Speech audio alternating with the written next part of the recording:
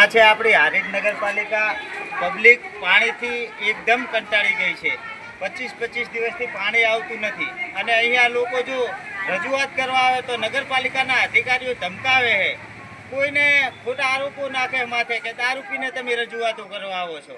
અમારા જેવા સામાન્ય નાગરિકો જો કોઈ કામનો વિરોધ કરે તો એમને મારી નાખવાની, જાનથી મારી નાખવાની ધમકી આપે અને અમારા જેવા સામાન્ય લોકો જો અરજીઓ તમને આવી કોઈ ધમકી મળેલી પહેલા અને એના દ્વારા તમને ધમકી આવી કોઈ મળેલી પહેલા? હા, મને બરફના કારખાનાની બાજુમાં આ દેવી પૂજક વિસ્તારના લોકોની પાઇપલાઇનો કપાઈ, મેં રજૂઆત કરી તો મને ઉપપ્રમુખશ્રીએ આવીને મારી નાખવાની ધમકી આલી.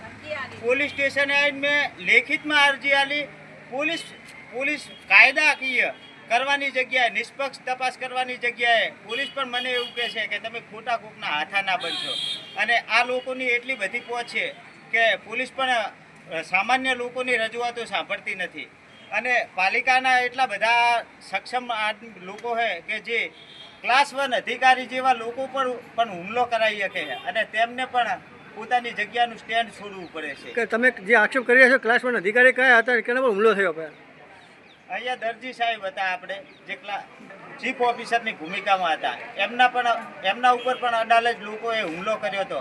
હવે કોને કર્યો એ તો ખબર નથી, પણ આવા તત્વોએ કર્યો હોય તો જ કોઈ બીરો પાસ ના કર્યા હોય, આવી આક્ષેપોના કારણે એમના ઉપર પણ હુમલો થયો. જીગર મહેતા જેવા અહીંના રહીશ જે ભારતીય જનતા પાર્ટીને માને છે એવા લોકો પણ કેસ થઈ ગયો હોય. અમારા ભીલવાસના જે જીતુભાઈ કોર્પોરેટર નગરપાલિકાએ એમના ઉપર પણ કેસ દાખલ કરી નાખ્યો છે.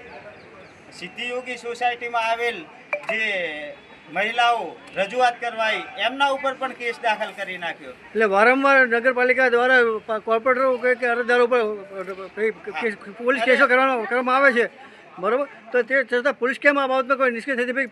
પોલીસ દ્વારા કોઈ કાર્યક્રમ કેમ આવે છે કે નથી આવતી? બિલકુલ ના, પોલીસ કોઈ સહયોગ કરતી નથી. કદાચ શું કારણથી નથી કરતી હવે એ તો રામ જાણે, કે એમના ઉપર પણ કંઈ અંકુશ હશે, કોઈ લાગવાગ હશે.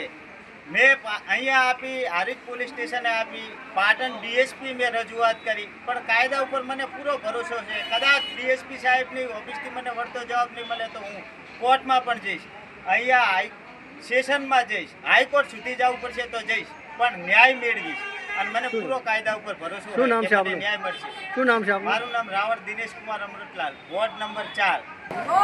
અમારા રાવળવાસ વિસ્તારમાં 4 દિવસથી બિલકુલ પાણી બંધ છે, બરાબર? રોડ આખો તૂટી ગયો, નીચે રોડ હતો, એ રોડનું કોઈ સમાધાન આવતું નહીં, એનું કોઈ સમાધાન થતું નહીં, બરાબર? નીચે અમે બહારથી માટી લાવીને નાખીએ પણ અહીંયા પાણી આવે એટલે ગટર એકલી ઉભરાય છે. ગટરનું કોઈ સમાધાન થતું નહીં. ઢોકળા અમુક ખુલ્લા છે, બરાબર? તો છોકરાને તેડી 2-3 વાર મજૂરી કરવા જવાનું, કામ વિસ્તારમાં જવાનું, બરાબર? કોઈ વ્યાપારીને ઘર કામ કરવા જતા હોય તો એમની બહુ તકલીફ પડે છે. એટલે આજે તમે કોઈ સમસ્યા સમાધાન નહીં તો એનું કોઈ સમાધાન કરવા વિનંતી. તમે ત્યાં રજૂઆત કરીમાં શું જવાબ મળ્યા તમને સાહેબોને? રજૂઆતમાં એમ કીધું કે અમે તમને 10-12 દિવસની અંદર અમે તમને એમનું કરી આપશું, પણ એનું કોઈ સમાધાન થતું નહીં. તો 10-12 દિવસ પાછા 8 વાર અમને આ રીતનું કે કર્યું છે. તો 10-12 દિવસની તમે રાહ જોઈને તમે મારી પાસે શું આંદોલન કરશો? પછી તો પાછું આનું આંદોલન થાય ને પાછા અહીંયા પંચાયતમાં આવશું. હવે ફૂલ પબ્લિક આવશે, એમ ટોટલી ચાબટપરું, કુટારી, રાવળવાસ, ભીલપરું બધો વિસ્તાર અહીંયા આવશે. શું નામ આપનું? મારું નામ અમૃતભાઈ ખેતાભાઈ રાવળ. હેલો મિત્રો, હું છું અમિત ગોસ્વામી, ગુરુ મોબાઈલ એન્ડ ઇલેક્ટ્રોનિક્સમાંથી. આજે હું તમારી સામે લઈને આવ્યો છું આઈફોનના દરેક ફોન તમને લોન ઉપર મળી જશે. સેમસંગના અલ્ટ્રા સિરીઝ પણ તમને લોન ઉપર મળી જશે અને એના સિવાય બ્રાન્ડ કોઈ પણ કંપનીના હશે એનામાં પણ લોન થઈ જશે અને દરેક ફાઇનાન્સ આપણી પાસે ઉપલબ્ધ છે. હું આનંદ ગોસ્વામી, ગુરુ મોબાઈલ એન્ડ ઇલેક્ટ્રોનિક્સ. અમારે ત્યાં તમને પ્રીમિયમ સિરીઝના હેન્ડસેટ, આઈફોનના, સેમસંગ, વનપ્લસ, વિવો, ઓપ્પો દરેક કંપનીના મોબાઈલ તમને લોન પર મળી રહેશે. સારું સિબિલ ધરાવતા લોકો માટે 0 ડાઉન પેમેન્ટ પણ છે. અને સાથે સાથે મિત્રો ઇલેક્ટ્રોનિક્સની આઇટમ પણ દરેક 0 ડાઉન પેમેન્ટમાં પણ થઈ જશે.